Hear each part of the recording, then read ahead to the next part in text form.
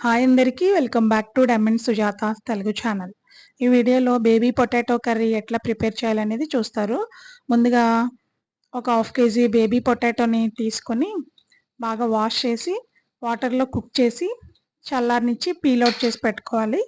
తర్వాత 2 టమాటాలు 2 ఉల్లిపాయలు తీసుకొని పీసెస్గా కట్ చేసుకొని హాఫ్ టమాటోని పీసెస్గా కట్ చేసుకొని పక్కన పెట్టుకోవాలి.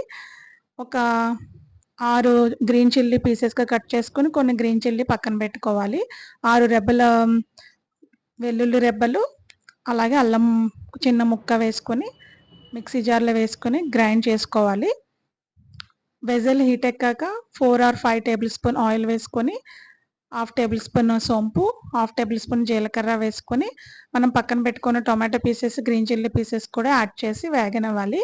ఇవి వేగుతుండగా దీంట్లో పావు టేబుల్ స్పూన్ పసుపు, 1 table spoon red chilli powder add చేసుకోవాలి. అంటే కారం మీ ఇష్టం తగినంత వేసుకోవచ్చు. నేను రెడ్‌గా కనపడడానికి కొంచెమే వేసాను. తర్వాత ఈ గ్రైండ్ చేసుకున్న పేస్ట్‌ని కూడా యాడ్ చేసేసి తగినంత సాల్ట్ వేసుకొని మన ఇంట్లో హోమ్‌మేడ్ మసాలా ఉంటుంది కదా! మసాలా 1 టేబుల్ స్పూన్ యాడ్ చేశాను.